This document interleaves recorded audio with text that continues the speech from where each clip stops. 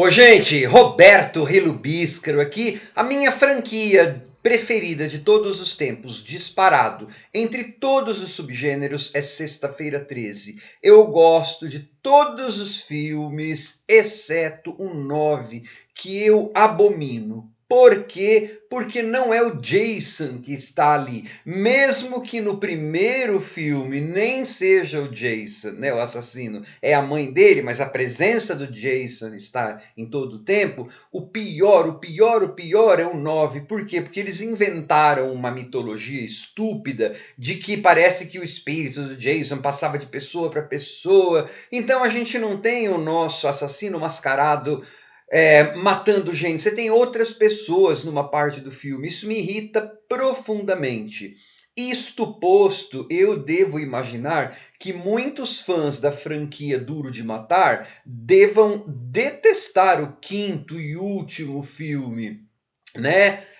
Que agora, em setembro de 2025, encontra-se no catálogo da Disney Plus. Eu só assisti ao primeiro e segundo filmes, então fiz aqui uma maratona no canal, né? Tô subindo os vídeos. E que filme deprimente, decepcionante mesmo. É assim, gente. Como filme de ação medíocre, mediano, para passar nessas TVs a cabo, sei lá se ainda existe esse tipo de coisa, até que tá bom o filme.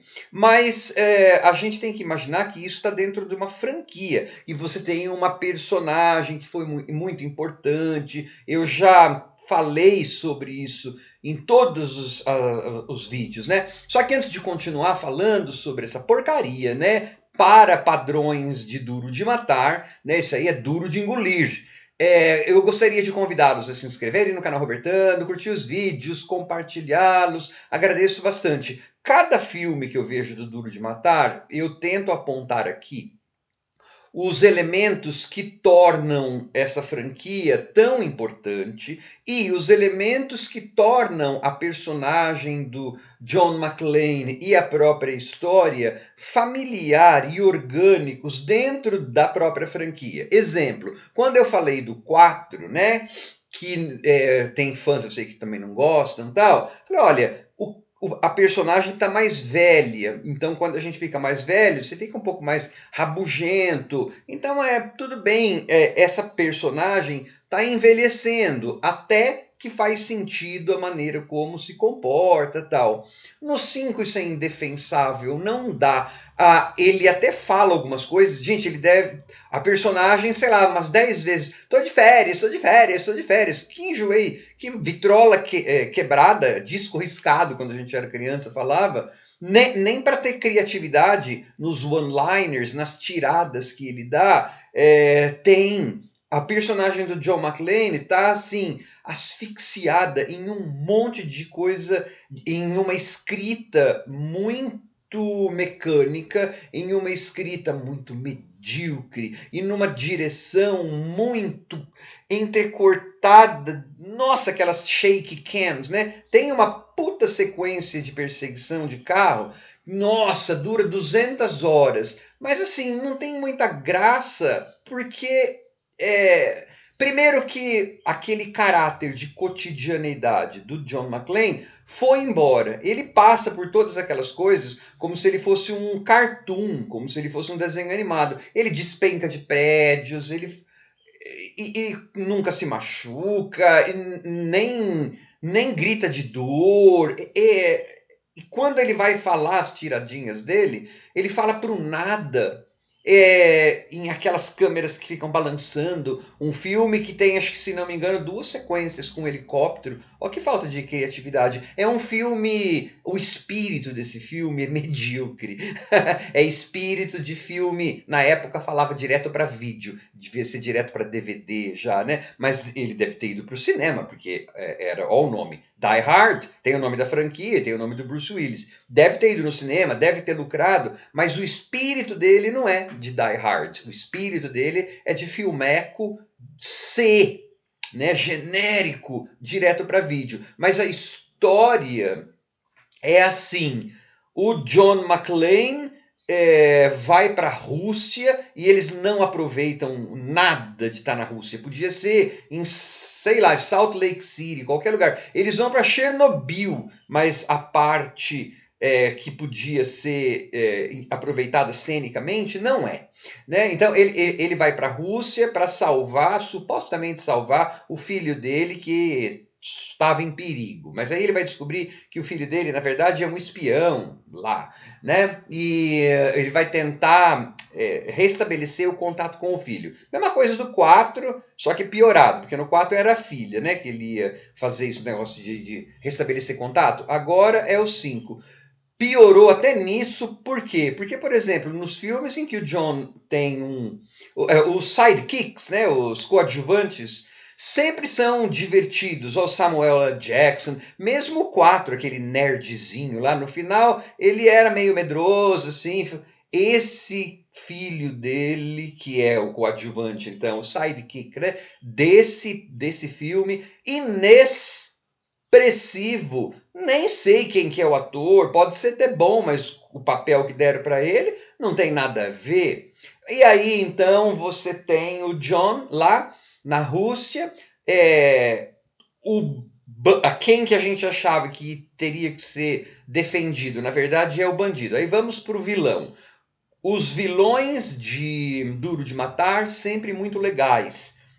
Não vou nem falar do primeiro, icônico, do Alan Rickman, mas você tinha, né, todos os vídeos aqui eu falo que os vilões são legais, até o 4, que parece que é um vilão meio assim, mas não, ele era um peixe fora d'água, era um garoto de tela de computador que estava naquela sala tendo que lidar com armas, então ele é meio robótico mesmo. Nesse quinto, ele é sem graça, ou eles são sem graça. Tá parecendo o filme 9 lá do Jason, né? Parece que fica tudo pulando de um para o outro, né? As cenas ficam pulando porque é tal da shake cam. Então tá tudo cortado, editado, você não tem tensão na droga do filme. Depois, os tais vilões são sem graça e também no começo é um, depois muda para outro. Ah, mas é uma virada. Se fosse uma virada que tivesse um vilão que se provasse ser interessante, ou mesmo. Mas não é. Não tem ninguém interessante no filme. Não tem nada interessante no filme para os padrões Die Hard. Outra coisa, eu já aludi a isso, né, falando que o aspecto da cotidianeidade do John McClane foi pro brejo, porque parece um personagem de desenho animado, parece um cartoon, né? Tudo bem, eu não tenho problema com isso, eu não sou grande fã de filme de ação, mas eu não tenho problema com isso, desde que isso faça parte de um filme em que eu já sei que isso pode ou deve acontecer. Deixa eu falar uma coisa antes de vilão.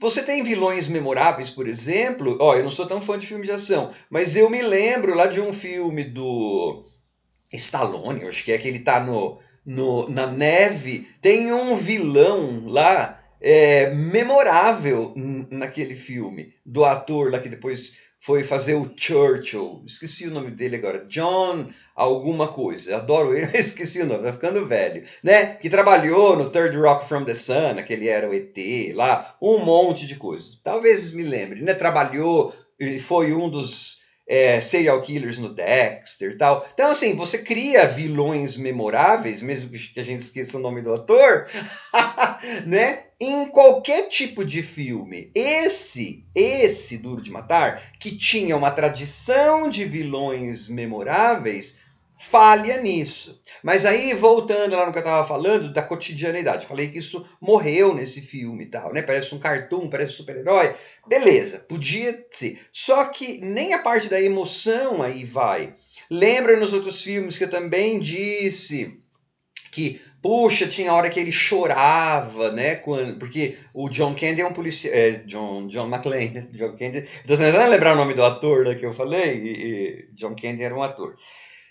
Ele era um policial que se importa com as pessoas, ele até chorou em alguns filmes. Nesse aí, ele tá em ponto morto, literalmente. Até coloca a vida de pessoas em perigo. Ok, eu até entendo, porque aí ele tá tentando defender o filho dele. Quando é o filho seu que tá né, você faz você coloca a vida de outras pessoas em perigo mesmo e tal. Mas assim, aquela empatia que o John tinha com pessoas desapareceu. Então, a personagem do John não tá inteira, não tá inteira. Tá assim, é um fantasma pálido do que era a personagem do John McClane. A cotidianeidade, que é o que deu o diferencial para a franquia em termos de filmes de ação, foi para o espaço. A empatia foi para o espaço. O vilão marcante foi para o espaço.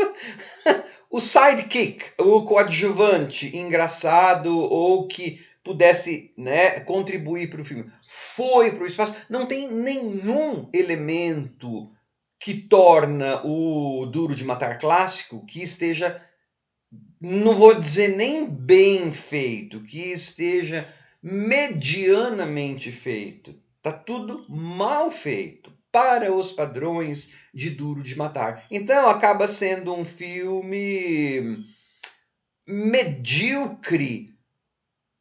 Em termos de franquia, Duro de Matar é deprimente. Em termos de filme de ação de forma geral, é medíocre.